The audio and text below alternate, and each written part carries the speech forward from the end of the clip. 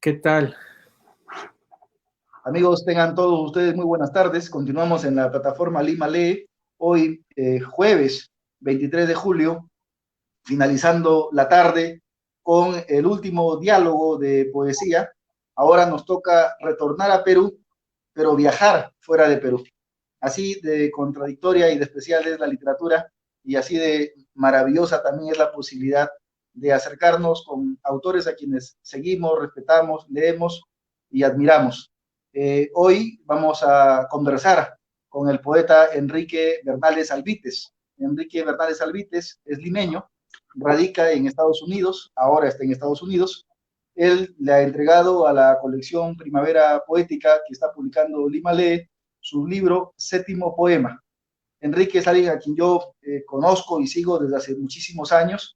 Increíblemente recién hemos tenido la posibilidad de diálogo hace poco, lo cual hace que sea más satisfactorio este encuentro. Valoro mucho el trabajo que él ha realizado, no solamente como poeta, sino también como investigador, como antólogo, como crítico. Él es poeta, es narrador, es gestor cultural, profesor de lengua y literatura en Colorado, es doctor en literatura, ha publicado Inmanencia el año 1998, Inmanencia, Regreso a Aurora en 1999, 21 poemas en 2004, la antología de poesía peruana Los relojes se han roto, la novela Los territorios ocupados, Regreso a Big Sur, que es el libro que acaba de publicar hace algunos meses, y hoy nuevamente retorna con Séptimo Poema, este libro que está compartiéndolo con la Primavera Poética, que ustedes si quieren tenerlo ya en su celular, en su Android, en su iPhone o en su computadora, pueden descargarlo del link que está apareciendo aquí en este post. Querido Enrique, buenas tardes, bienvenido a Lima Ley, bienvenido a la Primavera Poética. Buenas tardes, querido Harold. Primero quería agradecerte a ti el gran esfuerzo durante todos estos años del Festival Primavera Poética. Es la primera vez que se realiza de manera en línea, ¿no? Con StreamYard y con el apoyo de la Municipalidad de Lima en toda la logística aquí en línea. También agradecimientos a todo el equipo de la Municipalidad de Lima, el programa de Lima Lee y a toda la buena onda y todo el esfuerzo y cariño que se está poniendo para llevar a cabo este evento que para mí es fundamental, la poesía. La poesía es una forma de unir, no es una forma de destruir, de crear caos y destrucción como es este contexto nacional y mundial de la pandemia del COVID-19. La poesía es una fiesta y es necesario celebrar esa palabra que une, que lleva a amor, comunidad, que regenera nuestras almas, ¿no? En ese sentido, creo que tú mereces un gran reconocimiento por la labor que estás llevando durante todos estos años y que es muy importante llevar poesía nacional, internacional, ¿no? Para un país tan necesitado de cultura como el nuestro, ¿no? Porque si bien se publica y se está publicando más en el Perú, sin embargo, es un país que necesita mucha actividad cultural, ¿no? Así como existe la crisis del COVID, existe la crisis cultural en el Perú, ¿no? O sea, necesitamos más actividades. Ahora, con estos eventos en línea, son para mí particularmente buenísimos porque hay mucha gente que no se podía acercar a los recitales y ahora los puede ver desde la comodidad de su casa o de su oficina, donde en sus centros laborales, qué sé yo, eso es importante porque es parte de cómo nos unimos, ¿no? Como nación y como comunidad mundial poética, ¿no? Valoro mucho tus palabras, querido Enrique, sobre todo porque vienen de un poeta que es miembro de una generación a la que también yo pertenezco. Sí, Y obviamente tributarle el agradecimiento a la Municipalidad de Lima, porque como conversábamos antes de que empiece esta transmisión, en realidad yo soy quien dialoga con los poetas, pero detrás mío hay todo un equipo, ¿no? Hay todo un equipo que está pendiente de las transmisiones, de la página web, de la corrección de los libros, de la maquetación, de los diseños de portada, de lo que pasa además en los fanpages del Festival Primavera Poética, en el colectivo Bicentenario, la gente del Diario Expreso que nos está entregando una cobertura extraordinaria, lo comentaba hace un momento, es raro que un diario en nuestro país, y a ti te consta, Enrique, le sí, entregue una página completa a un poeta, pero claro. sin embargo está sucediendo en Expreso, están entrevistando a varios de los poetas que están participando.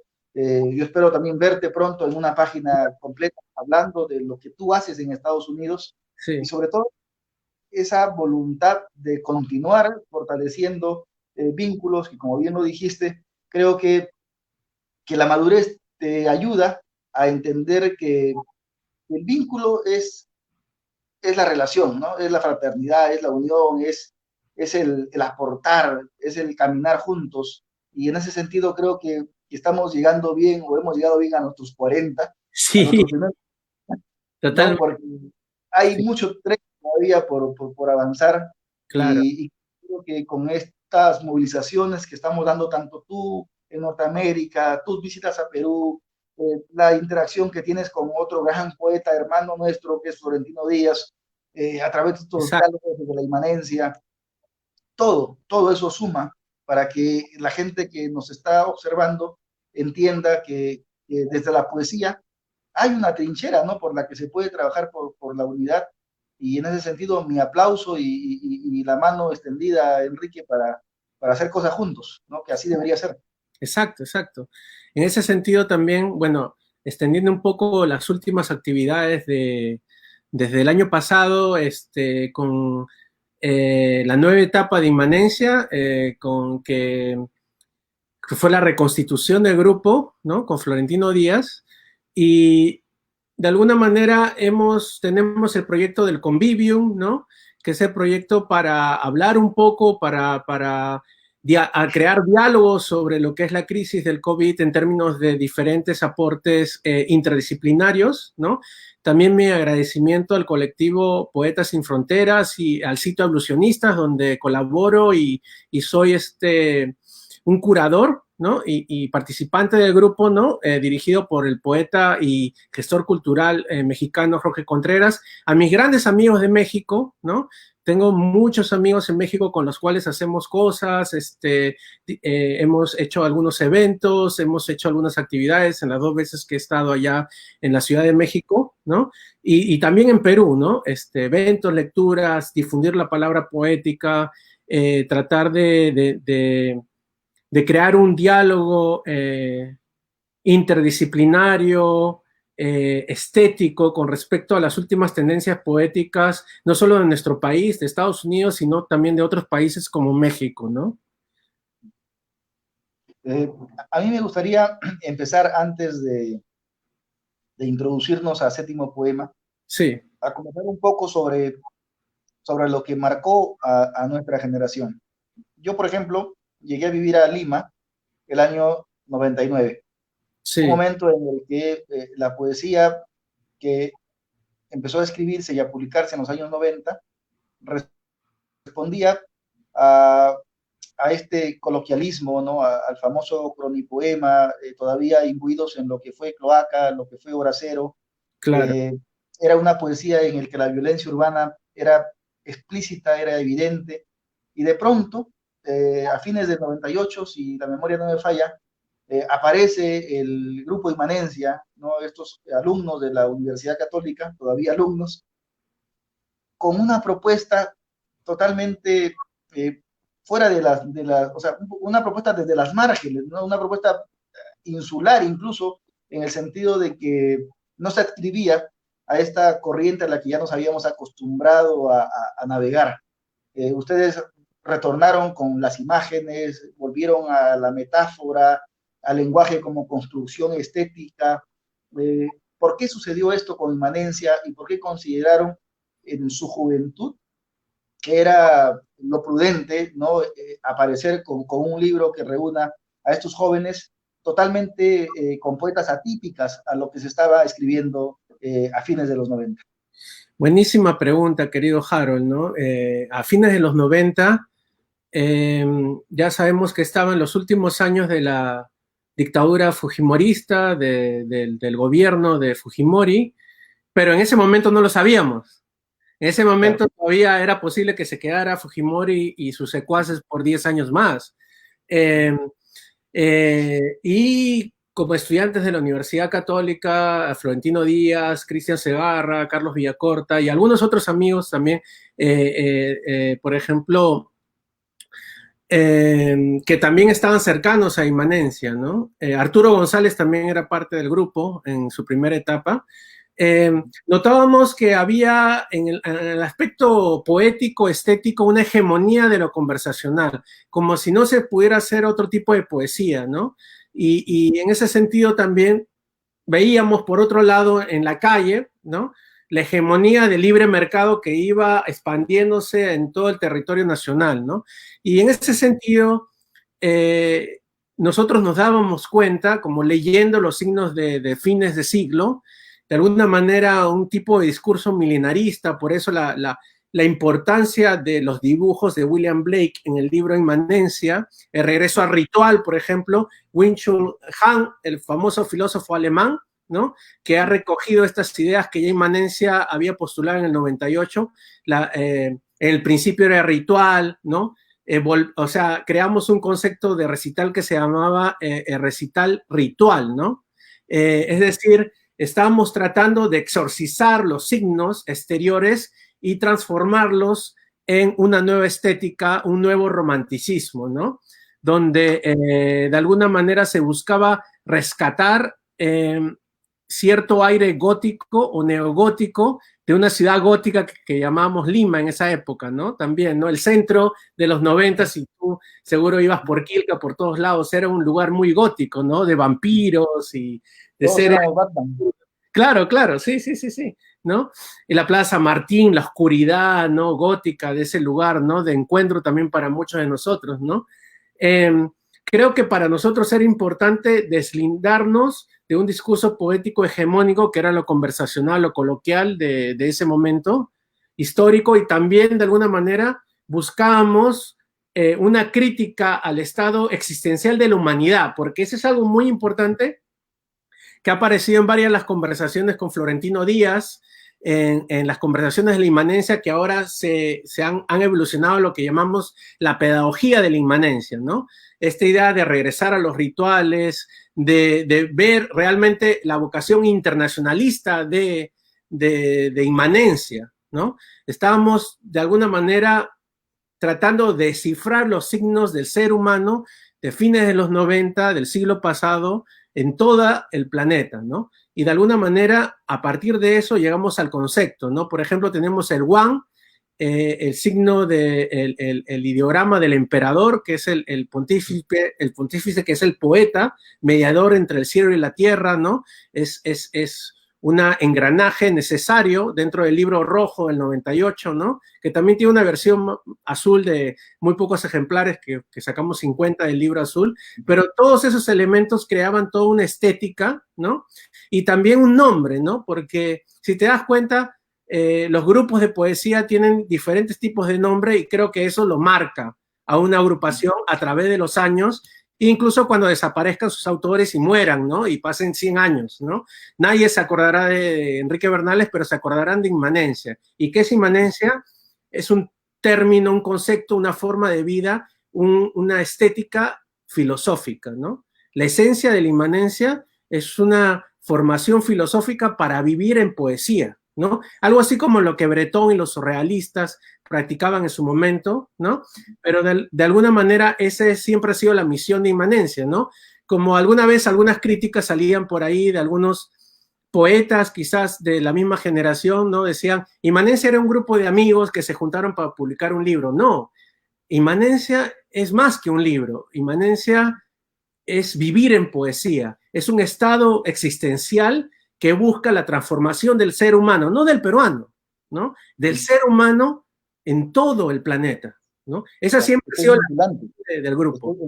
Es que es vinculante, o sea, se transforma el ser humano y automáticamente por una cuestión de efecto dominó se va transformando lo demás, ¿no? El contexto. A Claro, mí particularmente me sorprendió muchísimo esta especie de giro de tuerca, sí, porque efectivamente lo que veníamos leyendo era algo sumamente hegemónico en lo coloquial, no mal, o sea, también hay que aclarar, o sea, no mal, es una forma estética también de compartir, pero tampoco era, digamos, algo que necesariamente tenía que avasallar otras propuestas, Claro, ¿no? Y en ese sentido, claro, la ruptura de inmanencia con esta temática nuevamente de retorno al poema como quien asista a un rito, exacto, fue, creo, necesario, y sobre todo porque también estábamos rompiendo ese otro rito o ese otro mito, por utilizar otro término, de una supuesta democracia que en realidad estaba sostenida por una gran mentira, que recién a fines del 97 empezó prácticamente a desmantelarse, ¿no? exacto, Porque la generación a la que nosotros pertenecemos es la generación de las marchas contra el fujimorismo, exacto, es la exacto. generación, es la generación que sirvió como puente, ¿no? Para lo que empezó a escribirse a partir del 2000 y que menos mal, como recuperación de aquello que se empezó en el 98 con Inmanencia, retornando nuevamente a Sologuren, a Belli, Claro. a los clásicos de la literatura peruana que empezaron a publicar en la década del 50 o 40, Ujú. que habían sido prácticamente olvidados por los poetas del 90, y Claro, claro, tuvieron como banderas a escritores, y estaba bien que las hayan tenido también, ¿no? claro, Como, como poetas del 70, del 50 o algunos del 80, pero finalmente la poesía es movimiento, ¿no? exacto, Y es necesario también moverse, porque ya lo decía González Prada, cuando las aguas se estancan empiezan a oler mal, claro, ¿no? exacto, exacto, exacto, exacto. Y yo creo que siempre el poeta debe tener una postura contrahegemónica, ¿no? Como tu suplemento contrapoder, de alguna manera, hay que generar un contrapoder, una dialéctica para no solo el bien de la práctica poética de cada uno, sino también por el bien de la práctica poética en general, ¿no? Siempre es bueno la autocrítica, yo soy un gran crítico de lo que produzco, ¿no? Siempre soy muy exigente con cada poema que escribo, cada libro que publico.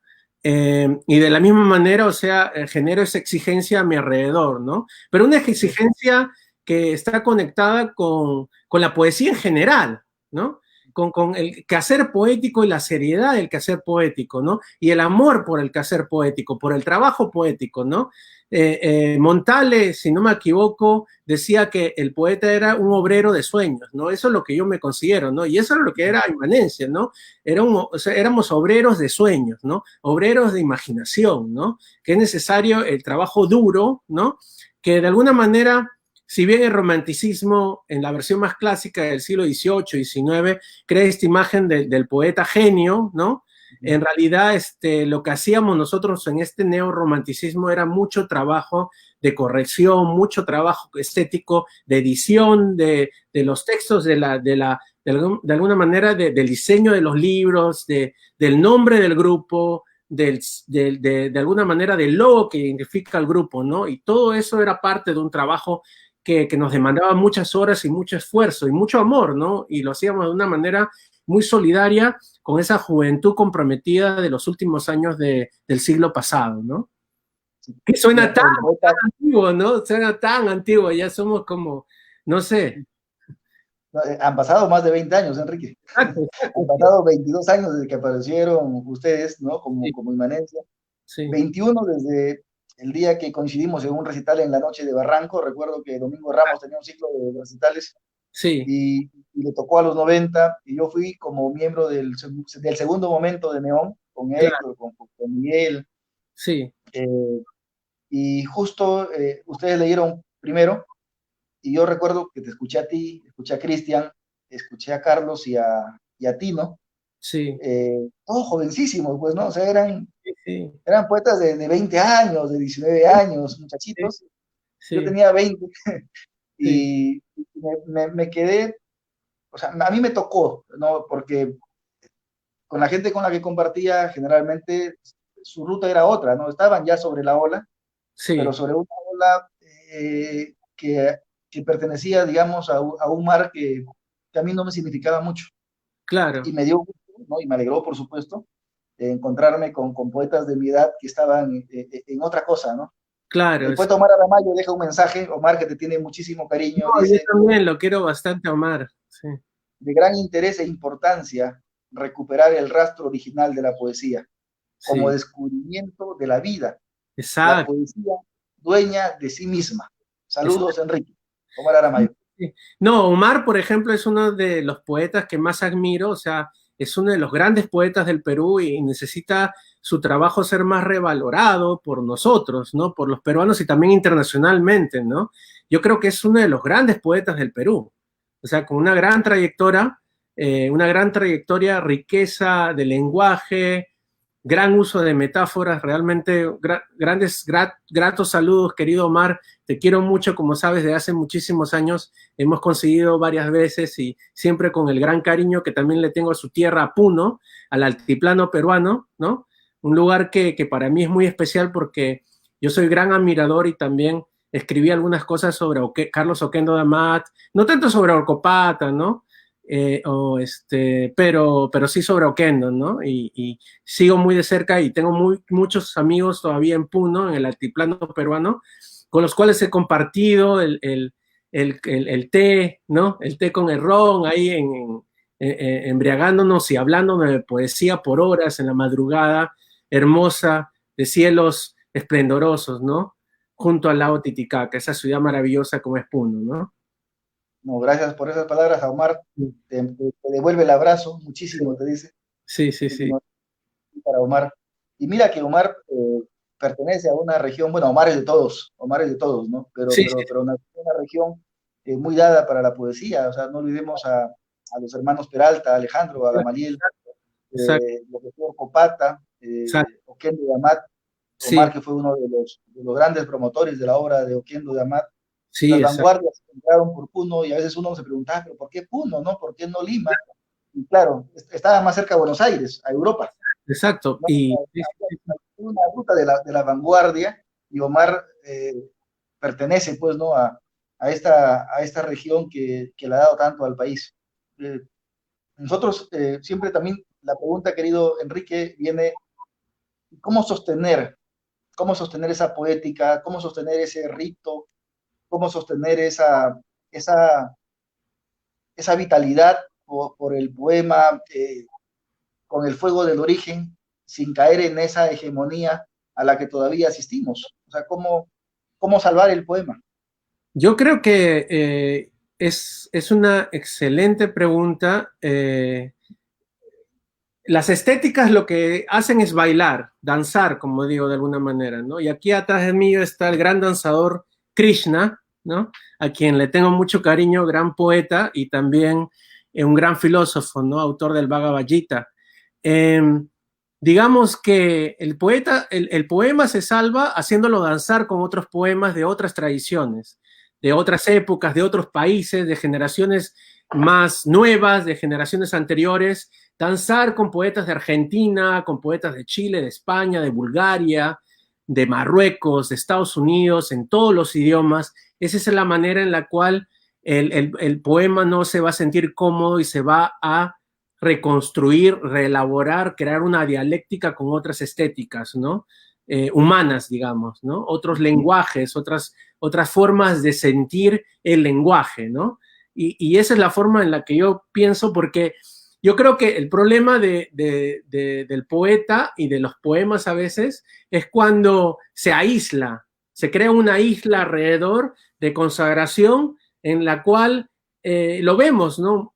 Varios poetas consagrados ya cuando les piden una colaboración te entregan cualquier cosa, ¿no? Porque ya de por sí en su ser asumen que ellos ya han llegado a la cúspide poética, ¿no? En realidad uno siempre es un alumno, ¿no? El lenguaje es el maestro y uno es el alumno. Esa siempre ha sido la estética de la inmanencia, ¿no? El lenguaje es la fuente de logos y uno siempre tiene que aprender y el logos es universal, ¿no? Y transtemporal, ¿no? Transtemporal, transcontinental, ¿no? Y es de esa manera como el poema y el poeta se va a salvar, ¿no? Dialogando con otras tradiciones, reinventándose constantemente, haciendo más audaz sus metáforas y sus figuras poéticas, ¿no? Arriesgando con otro tipo de temas, ¿no? Si siempre haces una poesía tipo épica, dramática, trata con la sátira, por ejemplo. O si siempre has hecho sátira, trata con la épica y la dramática, ¿no? O con una estética mucho más filosófica, practicar el verso largo, el verso corto, qué sé yo, o sea, reinventarnos, ¿no?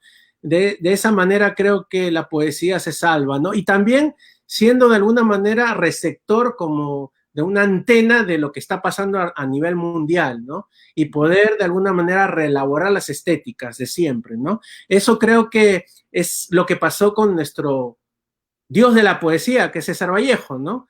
Es por eso Claro. que yo le comentaba a Florentino estas cosas, ¿no? Cuando publica César Vallejo Los Heraldos Negros, ya de por sí entró a la historia de la poesía peruana y latinoamericana, ¿no? Y le llovieron críticas, ¿no? Y sin embargo, ¿qué es lo que hizo Vallejo? Vallejo responde con Trilce. Y luego después responde con Poemas Humanos, y España, o sea, España aparte de mí este cáliz. Y luego ya sale la obra póstuma de Poemas Humanos. Es decir, Sí, sí. el legado de Vallejo es el gran ejemplo, no imitando su lenguaje, obviamente, pero el legado Claro, es del un poeta fue el un poeta gran, que se mantuvo en permanente reinvención, es cierto. O sea, nos invita al modernista que fue en los Heraldos Negros, al vanguardista, ¿no? Después se ensaya incluso con la prosa poética, la exacto, poesía social con España parte de Inés Cáliz, España parte de Inés de Cáliz, efectivamente, coincido con eso. Y mira que has dicho otra cosa que también lo comentábamos en un diálogo con Miguel Ildefonso. sí, Yo recuerdo que le muestro un poema de un poeta X, y le digo, mira, este poema es hermoso, y me dice, me gusta más este, y me entrega otro poema. Yo ya, le digo, pero este poema, no, le digo, no, está un poco medio, le falta trabajar. Y me dice, sí, pero el que tú tienes, que pertenece a tal autor, es un poema que responde a ciertas formas, o sea, es un poema predecible, es un poema hermoso, es un poema redondo, pero no es claro, un poema que se arriesga. En cambio, claro, aquí es un poema arriesgado, ¿no? Tengo a un autor que se la está jugando. claro, Entonces, poeta es alguien que se la tiene que jugar. Y exacto, claro, tiene el lenguaje para jugársela. Y nuestro lenguaje elástico, flexible, universal, capaz de poder transmitir, ¿no? Cualquier tipo de sensibilidad, es el mejor aliado que tenemos. claro. Y regresando a Vallejo, por ejemplo, muchos de los poetas del Perú, digamos el 99%, siempre mencionan a Vallejo, pero no quieren asumir su responsabilidad de trabajo, ¿no? Que tenía Vallejo, ¿no? Es decir, siempre se menciona a Vallejo, pero no se obvia hablar del trabajo poético, que era realmente un obrero y de sueños, digamos, Vallejo, ¿no? Trabajaba obsesivamente la poesía, ¿no? Antes de publicar algo, ¿no? Y creo que es el gran ejemplo para cualquier poeta a nivel mundial, ¿no? Y sobre todo los peruanos, ¿no? Que somos sus herederos, ¿no? A mirar no tanto los libros, que ya son maravillosos, sino su capacidad de trabajo constante, ¿no?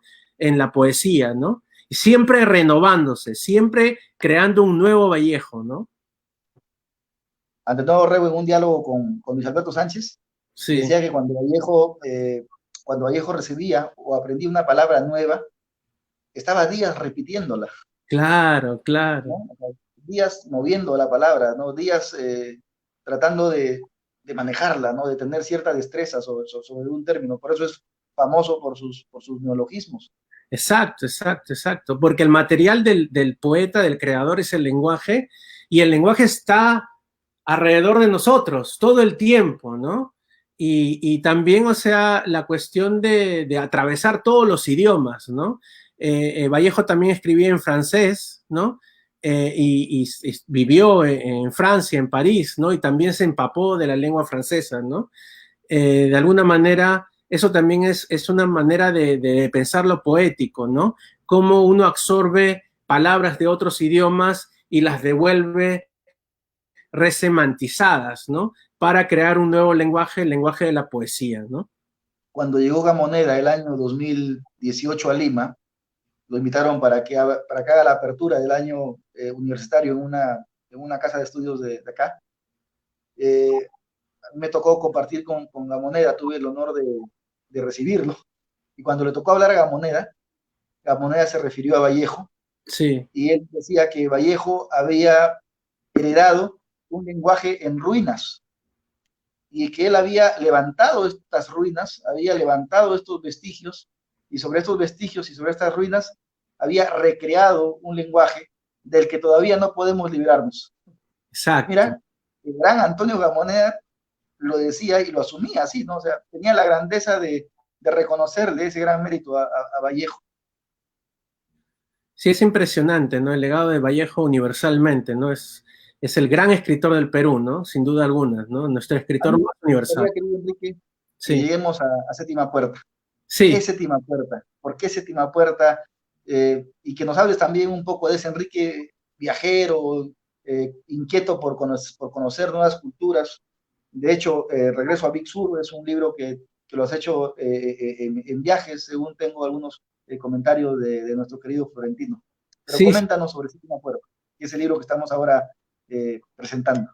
Séptimo poema es interesante porque Séptimo poema ha ido cambiando de nombre, ¿no?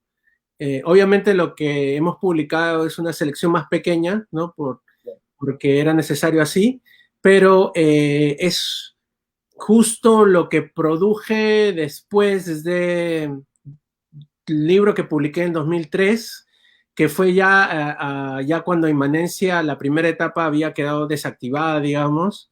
Ese libro, 21 poemas Cerriduen, ¿no? Y es un libro en el cual se encuentran poemas del año 2004 hasta el 2010, más o menos, ¿no? Eh, Séptimo poema ya tiene casi como, digamos, 10 años de manuscrito, ¿no?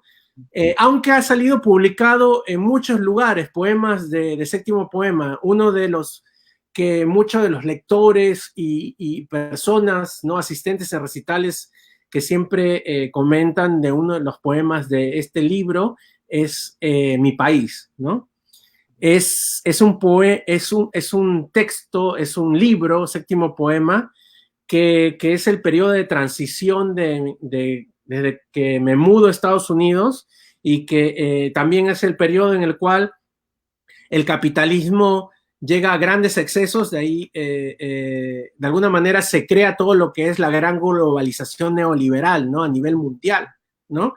Es un libro de tránsito entre lo que va a ser mi migración a los Estados Unidos, el sentir del ser humano en ese momento y también la sensación de desprotección frente a un mundo cuyos efectos los estamos viviendo ahora, ¿no?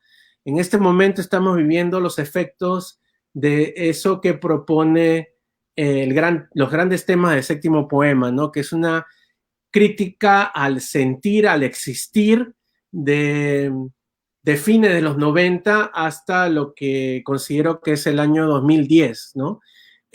Sobre todo porque se ven reflejados aspectos del ser humano en tránsito, ¿no? En tránsito frente a otras culturas, frente a otras sensibilidades y también frente a una crisis interna, ¿no? Que fue de alguna manera producto de lo que considero uno de los causantes de lo que estamos viviendo ahora, de la crisis del COVID-19, de la pandemia, que es la gran globalización, ¿no?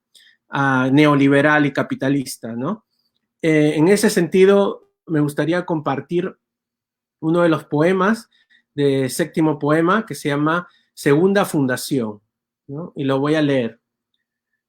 El río es una corriente de agua continua que durante la crecida desemboca en cada uno de los hombres. Llegamos cuando él ya había partido. Así tenía que ser.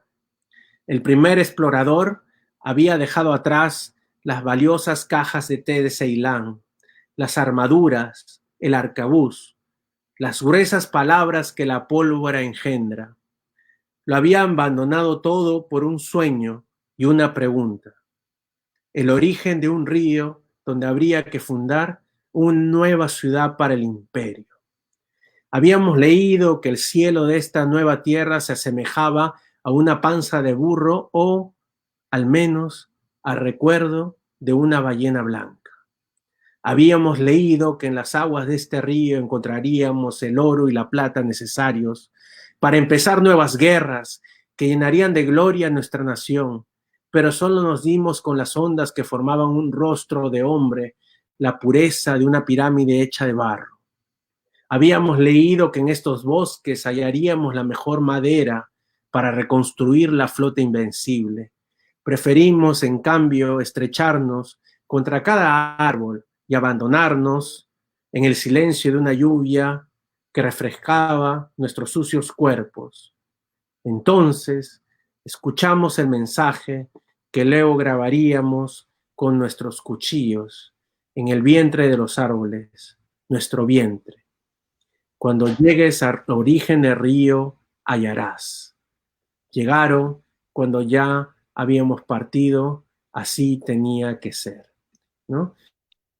Uno de los temas, y para finalizar la lectura de este poema, y que también estaba comentando, es que también parte de los temas que presenta Séptimo Poema es no solamente lo que fue la gran globalización, sino la crisis a partir de 2001 con el 11 de septiembre y las nuevas políticas imperialistas, ¿no?, de Estados Unidos en el Medio Oriente, ¿no?, la invasión a Irak, ¿no?, las guerras en Afganistán y la crisis del hombre, ¿no?, que sirviendo a su parte, en este caso los marines de Estados Unidos, y que fueron con gran alegría a matar gente al Medio Oriente. Sin embargo, después se dieron cuenta los muchachos cuando regresaban que, como fue con la guerra de Vietnam, que sus vidas habían cambiado para siempre. ¿Y para qué?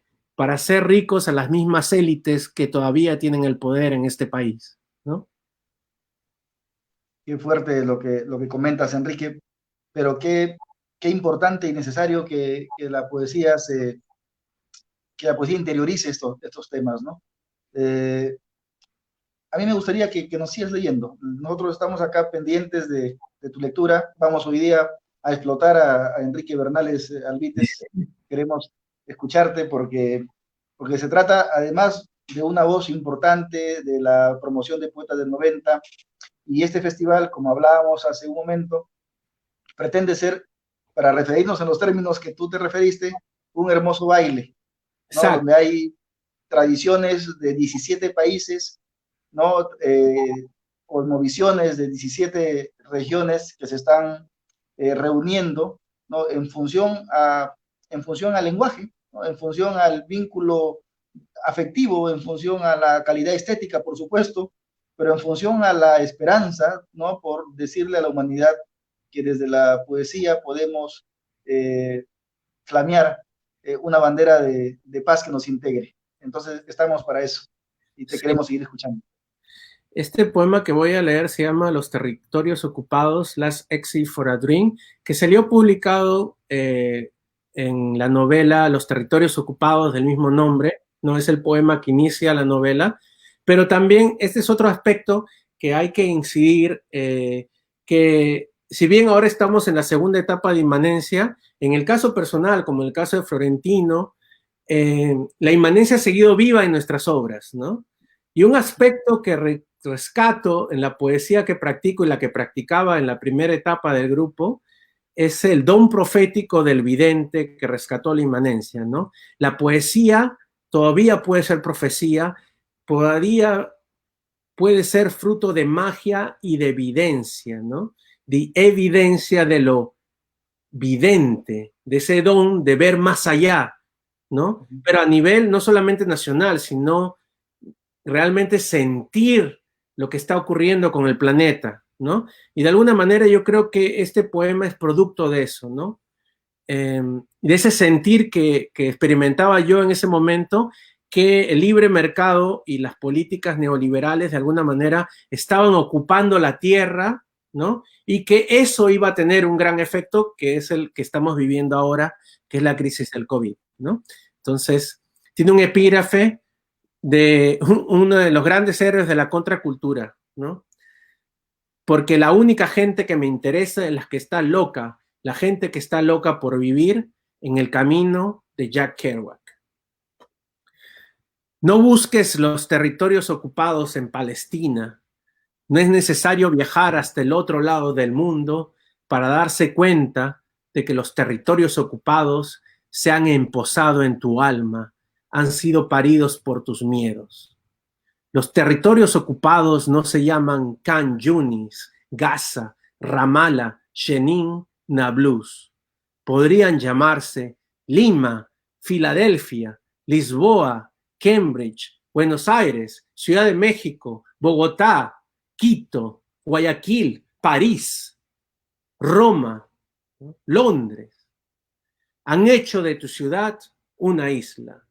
Para liberarlos, déjate habitar por ese niño sonriente que salta a las calles con su piedra en la mano y se enfrenta cada día al tanque de la ocupación, ¿no? Qué buena, qué buena imagen. Había, se me viene a la cabeza, ¿no? La imagen de un niño con su inocencia, con su onda en la mano o con su piedra, ¿no? Frente a toda una invasión bélica.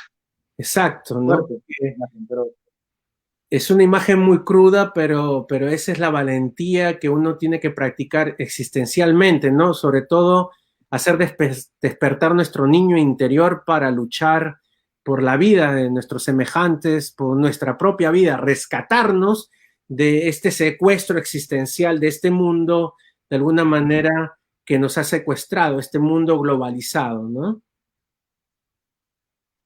así es. Seguimos leyendo, creo, Enrique. Sí. Bueno, voy a leer este poema que se llama Mi País, que gracias a la generosidad de la Municipalidad de Lima y tuya, Harold, y del Festival Primavera Poética, puede ver la luz como libro, ¿no? Por primera vez, siendo un poema que ha circulado en muchas revistas, ¿no? De Perú y de otros países, ¿no? Mi país no existe. Allí no hay delfines rosados, ni hombres que coman gatos, tampoco piñas tan inmensas que logren opacar el resplandor del sol. Mi país no existe, es la figura de mi padre ausente. Yo vengo de mi país, vengo de mí mismo, yo soy sus delfines rosados, el caníbal reductor de cabezas, la línea estenazca, el brillo de mis ojos. Mi país no existe, mi país soy yo, empieza en el norte, muy cerca de la línea del Ecuador, o más bien en la punta hirsuta de mis cabellos, termina en Tacna, al sur, en la frontera con Chile, o diría mejor, en alguna uña de mi pie izquierdo. La capital política de mi país no está en Lima, sino en mi corazón. Su población se estima en un habitante como mucho, carece de una religión oficial, ni siquiera posee su propia moneda. Ha nacido del barro primordial, producto de esperma y óvulo de países más grandes. Mi país está solo en Sudamérica, apenas bañado por la inmensa espuma del Pacífico Mar. Un día mi país morirá. Un poema incluso apocalíptico. Va a llegar Sí, un momento en el que, por muy, eh, por mucho nacionalismo, por mucho patriotismo, va a llegar un día en el que la humanidad va a tener que reducirse a un solo territorio. o O a sea, otras, sí, ahora mismo que estamos asistiendo a la amenaza de este enemigo invisible, eh, no existen capitales, no existen fronteras, o sea, el enemigo, el virus arrasó más allá de todo. Y cuando tengamos que asumir conciencia de que la responsabilidad tiene que ser efectivamente planetaria, entonces, claro, la noción de frontera va a ser un recuerdo o una frase de museo, creo yo. claro. Además, bueno, territorios, imperios han muerto. Ya no existe el imperio inca, ¿no? No existe el imperio azteca, ¿no? Tantos países han muerto, ¿no? La República Democrática Alemana, cuando yo era chiquito, esos eran mi referencia. La Unión Soviética ya no existe. Es decir, tantos países han muerto, tantas confederaciones han desaparecido. Yugoslavia, ¿no? Yo me acuerdo de niño siguiendo el equipo de fútbol de Yugoslavia, que era maravilloso, ¿no? Tenían grandes equipos de fútbol, ¿no? Tampoco existe ese país, ¿no? Son países que vivieron guerras civiles terribles, ¿no? Pero yo creo que todavía el ser humano, a pesar de las pandemias, de las enfermedades y de las guerras, es capaz de esa llama poética interna, del ser poético, para crear nuevas comunidades donde se pueda crecer y educar a las nuevas generaciones con amor, con solidaridad y con ejemplo de lo que está escrito en los libros de poesía, que tienen mucho para enseñarnos en términos de crear una nueva educación para los niños del mundo, ¿no? Tú publicaste una antología poética sobre los 90 que se llamó Los relojes se han roto. Y cómo Exacto, ese título sigue siendo tan actual, ¿no? O sea, exacto, pensar en el mundo de hoy como un mundo en el que efectivamente por el confinamiento, por la cuarentena, los relojes se rompieron. O exacto, sea, exacto, llegaste al punto que ya no sabes qué día es, exacto, que a qué hora tienes que almorzar. O sea, realmente los relojes se rompieron traspolando hacia otro lugar, ¿no es cierto? La intención del título sobre una antología poética, pero exacto, que finalmente, como también lo comentábamos, el lenguaje es un espacio que es atemporal, ¿no? Y exacto, esa atemporalidad ha hecho de ese título una frase muy actual, ¿no? Los totalmente relojes de se acuerdo. rompieron completamente. Se rompieron totalmente, el tiempo se detuvo, ¿no? Y Hay vivimos, que tratar de vencerlo con más poesía, Enrique. por Así que, supuesto, por favor, adelante. sí, este poema que se llama Shock, que fue traducido en algunos idiomas como el inglés o el alemán, eh, nace de una anécdota, ese discurso famoso de Hurtado Miller, cuando termina y dice que Dios nos ayude, ¿no? Y para mí, niño y adolescente, fue terrible ver que un científico, un economista, no era ministro de Economía, recurriera a Dios para encaminar a un país que estaba muriendo y naciendo otro país, ¿no? Pues hablando de países, si bien el término Perú todavía no se identifica desde 1821, el país ha muerto y ha renacido constantemente, ¿no? Hemos tenido también muchas banderas en ese sentido, ¿no? Identidades distintas todo el tiempo, ¿no? Bueno, lo leo. Shock. Que Dios nos ayude, dijo el hombrecito por la televisión. Y así el verbo se hizo carne. El libre mercado había sido parido con dolor en nuestras costas y habitó entre nosotros para no irse jamás. Apagué la tele o la tele me apagó a mí solito. De esto último recuerdo poco.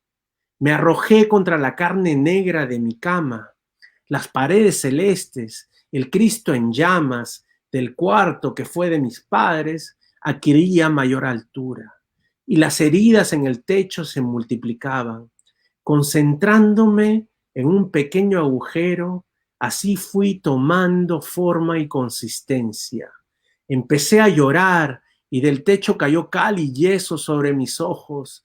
Apagué las luces del cuarto y salí a la calle. Esa noche, hubo un silencio noche en la ciudad. Los cerros, el mar, toda la nación. Éramos un país enfermo, necesitado de cal y yeso sobre nuestro rostro.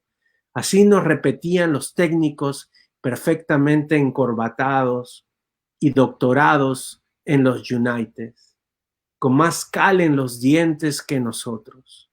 Era la noche más larga del año y nadie quería que amaneciera. Esa noche hubiera sido el fin del mundo y todos en sus camas negras contentos hasta el otro día. Pero no, solo era la noche más larga del año y no estábamos en Alaska para ser precisos. Y en la frente de los vecinos que lloraban desconsolados había cal y yeso también. Qué buen poema, Enrique. Gracias por compartirlo, gracias por entregarnos séptimo poema. Creo que estamos asistiendo al retorno, diría yo, nuevamente de un poeta valioso para nuestra generación, valioso para nuestro país, eh, súper dinámico, muy activo en las redes sociales, serio en sus trabajos de investigación. Yo estoy agradecido contigo por esta posibilidad de fortalecer este grupo de 66 poetas de la Primavera Poética, esta colección que está entregando generosamente el programa Lima Lee para todos quienes quieran tener poesía en sus casas, tener poesía en sus computadoras, en sus iPads. Es realmente una inmensa alegría, ¿no? Poder haber llegado a este jueves 23 y terminar el día de entrevistas conversando con un poeta a quien aprecio y quiero como amigo, que es Enrique Bernales Albites. Se nos pasó la hora volando, querido Enrique. Sí, sí, sí, Algunas palabras finales por ahora, porque el diálogo continúa, por supuesto, sí, siempre. por supuesto, querido Harold. Mi agradecimiento infinito a ti, a la Municipalidad de Lima, al equipo de Lima Lee, a todo el esfuerzo, ¿no? Tan importante y trascendental de llevar poesía en tiempos de terror y destrucción, ¿no?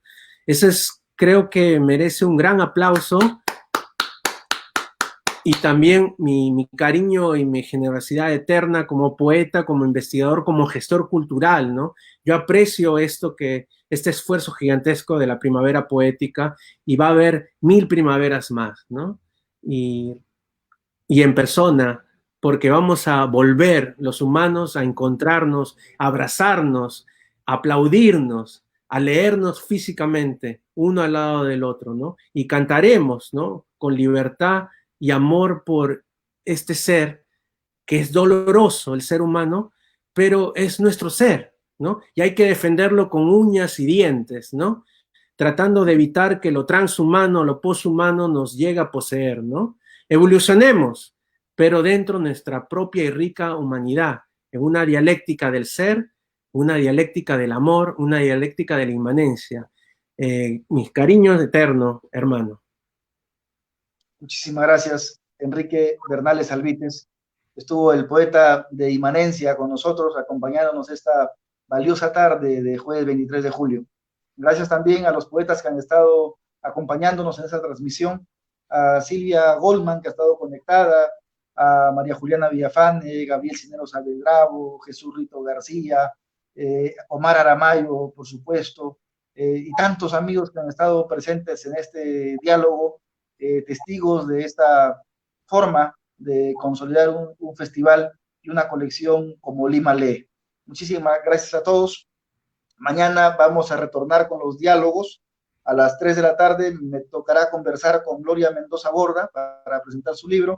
Posteriormente nos vamos a Chile para hablar con Óscar Saavedra Villarroel, el poeta de la descentralización poética, que es el movimiento que él sostiene desde hace muchos años en Chile, llevando poesía por todas las regiones del país vecino del sur. Y vamos a culminar el viernes 24 dialogando y presentando el libro de Mariana Libertad, la poeta venezolana radicada en Perú, Sí. que se declara perusolana. Así Claro. que, señores, No. hay poesía para rato. Gracias a Lima Lee, gracias a Enrique Bernales Albites. Mi abrazo desde aquí, ya llegará el abrazo físico, por supuesto. Sí, sí, sí. Y nosotros seguimos en poesía, en esa inmanencia a la que te referiste con tanta claridad. Buenas Sí, tardes a todos y gracias por seguirnos. Hasta mañana. hermano. Gracias. Gracias a todos.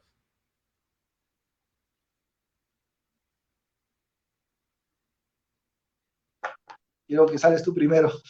Ah, ya, ya. Gracias, Enrique.